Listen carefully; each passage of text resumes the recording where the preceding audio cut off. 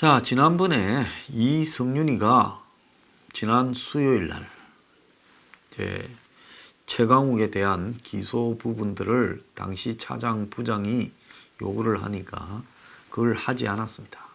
밤에 10시까지 누구하고 통화를 하더니만 10시 돼서 2시간 밖에 나갔대요. 그래서 나갔다가 다시 12시에 들어왔는데 결국은 사인하지 않고 집에 갔다는 겁니다. 그러니까 이성윤이 밖에 밤에 나간 10시에 이후 2시간 동안 결국 추미애나 청와대 쪽을 접촉하지 않았을까. 지금 그렇게 이야기가 나오는데요. 이제 추나 청와대 측은 아마 저그들 나름대로 검찰 관련 법을 알아보고 이걸로 윤석열을 엮어서 감찰을 하고자 지금 시도를 했을 거라 봅니다. 자기들로서는 함정을 파서 윤석열을 끌어들였다 이런 생각을 하겠죠. 그런데 이 부분에 대한 해석이 여러 가지입니다. 법무부는 검찰청법 21조 지검장의 결재권을 내세워서 감찰을 하겠다 하지만은 대검은 같은 법 12조를 내세워서 검찰총장이 지휘권을 가지고 있다. 이성윤이가 항명을 했다. 그래서 그렇게 지금 말을 하고 맞서고 있습니다. 결국은 감찰이라는 부분을 가지고 윤석열을 압박하면서 2차 인사 대학사라는 부분을 선제 공격으로 이제 물타기를 하려고 하는 것이다. 이렇게 봐야 되는데요. 지난 연휴에도 이제 아마 서울에 윤석열 총장과 또 그를 지지하는 검찰의 핵심 간부들이 이렇게 만났던 걸로 알려지고 있습니다. 자, 그래서 서울 모처에 모여서 정부의 감찰 운운하며 검찰을 해체하는 부분에 대해 우리가 끝까지 투쟁하겠다라는 의지를 다졌다고 하고요. 다른 한편으로는 검찰만의 투쟁으로 방치하고 있는 정치권과 보수 언론 등에 대한 불만을 토로했다라는 이야기도 전해졌습니다. 자, 이 말은 무슨 말인가 하면 전혀 검찰들에게만 맡기지 제대로 지금 야당이 이 검찰 문제가 단지 검찰의 문제가 아니라 문 정권의 그야말로 민주주의 상권 분립의 파괴이자 사법 체계의 파괴에 해당되고 그 지금 독재의 완성은 결국 야당이나 국민들에게 데미지를 입히는 부분인데 당연히 자기 일처럼 이걸 맞서고 또 막아주고 공격을 하고 비판을 해야 될 보수 야당이 제대로 이 문제를 부각시키지 않는다. 그리고 보수 언론조차도 지금 이런 문제에 대해서 상당히 기회주의적인 행태를 보이고 있다. 이런 부분에 대한 검사들의 성토가 매우 컸다고 합니다. 그래서 우리 뉴스 브리핑이나 앵그리 블루가 그런 지원을 보이고 있다는 부분에 대해 감사하다는 말도 전했습니다. 아무도 하지 않는 말들 앵그리 블루 뉴스 브리핑이 이야기를 하고 있다는 데 대해서 고맙다라는 그런 검사들의 입장 전달도 있었습니다. 그래서 제가 여러분들에게 말씀드리고 싶은 것은요. 지금 한번 보세요. 아무도 검찰을 위해서 같이 싸워야 될 건데 싸우지가 않습니다. 어떻게 보면 윤석열이 이번에 저러다가 나오면 라이벌이 될까 아닌가라고 우려하는 부분도 있고요.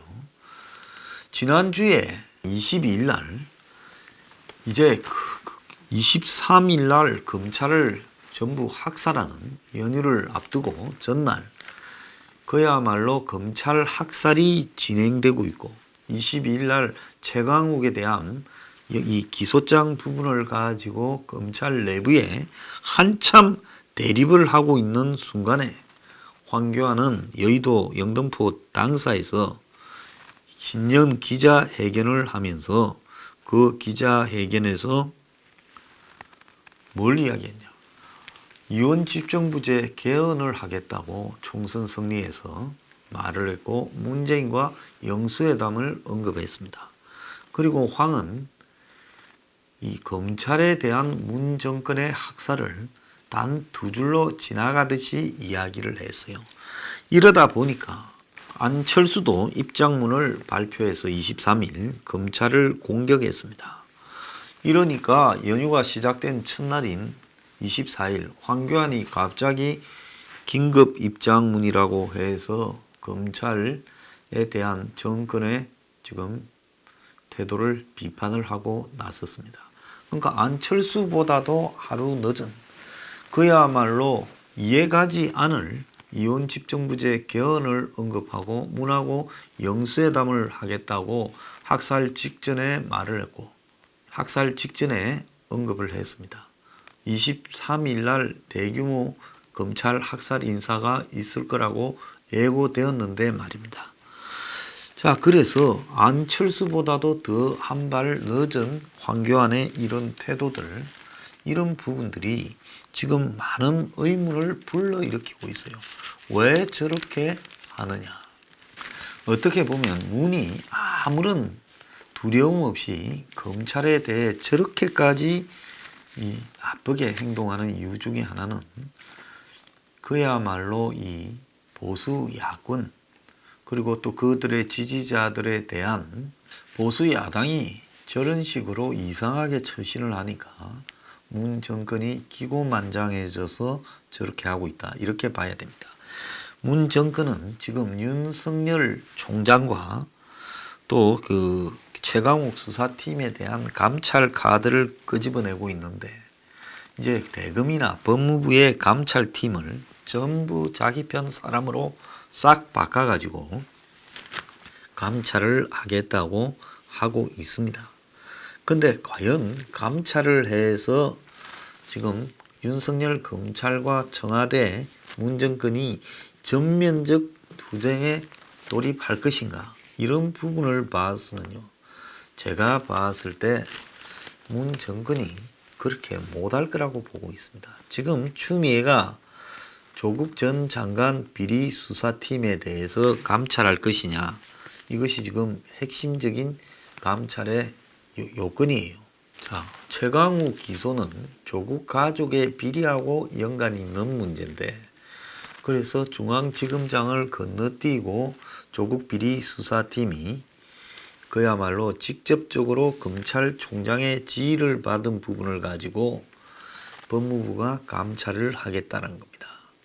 근데 이 부분과 관련해서 검찰 내부에 벌어진 일은 검찰 위에서 대검에서 대체로 감찰을 하고 특별할 경우에만 법무부가 검찰을 밖에서 감찰을 하는데 그런데 감찰할 만한 사유로 이렇게 해당될 수 있는가도 의문이고요. 또 더 나아가서 추미애가 이 감찰을 지시하는 순간에 이 문제는 그야말로 정치적인 문제로 비화된다는 겁니다. 그래서 대체로 법조계 의견은 최강욱이 기소는 문제없고 항명을 했던 이성윤이가 감찰 대상이다.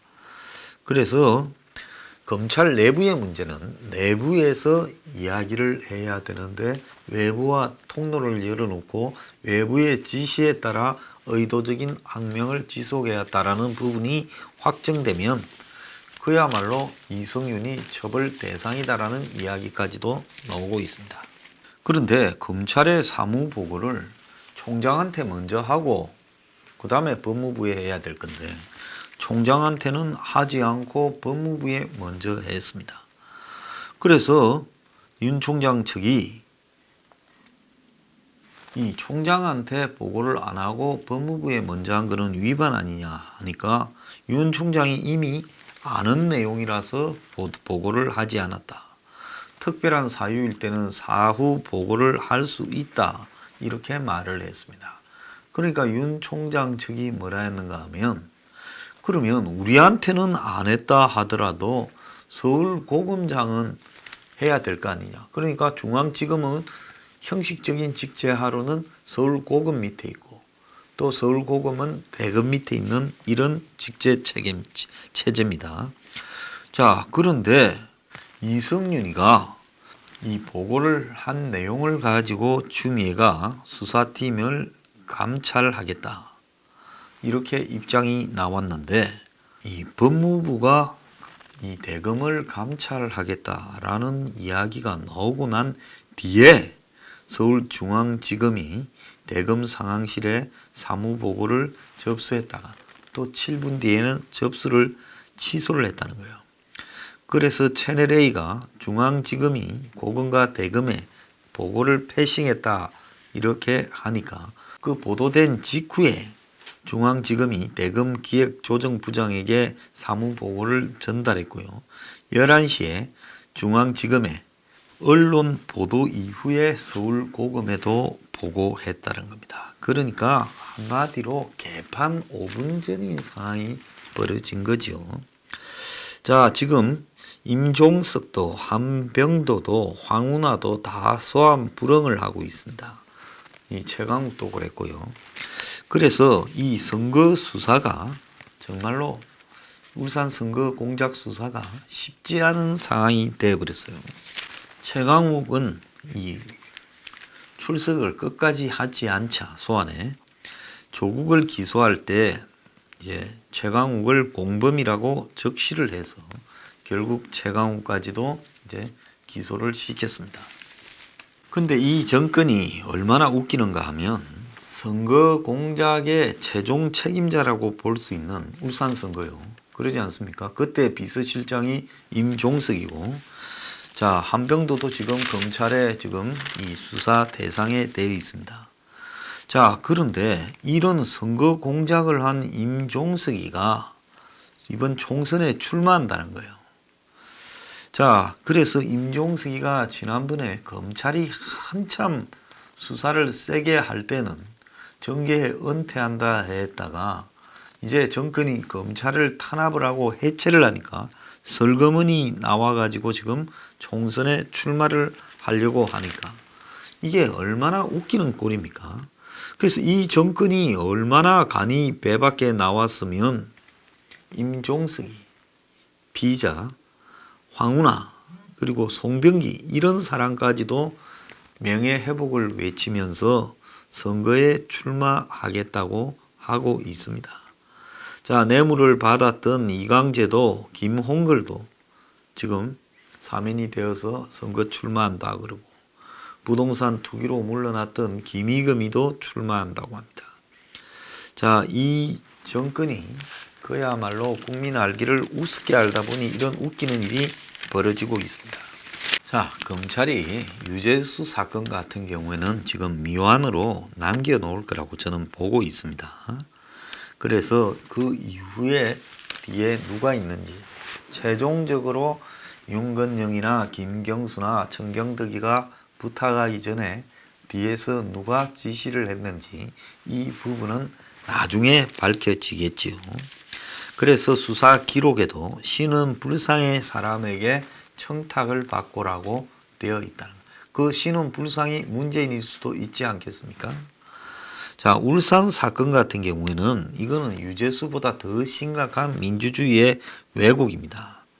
그래서 임종석이가 당시에 이걸 지휘하지 않았냐, 문재인의 부탁을 받고 이렇게 의심받고 있는데 임종석에 대한 검찰 소환이 지금 거의 현재 불가능해지고 있죠. 그래서 임종석의 뒤에는 문재인이가 있을 거다. 그건 송철호가 문재인 친구고 문재인이 임종석을 시켜서 송철호 출마 권유까지도 했지요. 당장은 문재인에 대한 조사가 불가능하겠지요. 자, 그렇지만은 결국은 지금 문재인에 대해서 참고인 중지라고 해서 지금은 수사를 하지 않고 나중에 필요할 때는 수사할 수 있다는 겁니다. 그래서 임종석 문재인은 참고인 중지 상태로 될 수 있겠죠. 일단은 임종석이고 또 임종석이 조사하다 보면 문재인이 나올 수밖에 없는데 지금 그래서 임종석을 문이 끝까지 커버해줘야 되기 때문에 임종석이가 다시 정치판에 등장한다. 이런 이야기까지 나오고 있습니다. 자, 선거가 곧 이제 시작이 되기 때문에 선거 2달 안에 들어가서 검찰이 계속 수사하기도 어려울 거예요. 그래서 울산 사건이나 유재수 사건 같은 경우에는 그야말로 검찰이 이 사건을 종결하는 게 아니라 수사 기록에다가 처벌할 수 있는 것까지만 하고 나머지는 재수사를 할 수 있는 모든 내용들을 담아두었다가 그야말로 출두하지 않은 소환에 불응한 사람들에게 나중에 언제라도 상황이 바뀌었을 때 불러서 이렇게 수사를 할 수 있게 한다는 겁니다. 그래서 자기 사람들로 갈아치웠다고 수사가 끝난 것은 아니다. 지금 이 사항은요, 계속되는 진행형입니다. 언젠가는 이 자들이 이 건 때문에 다 깜빵을 가게 될 겁니다.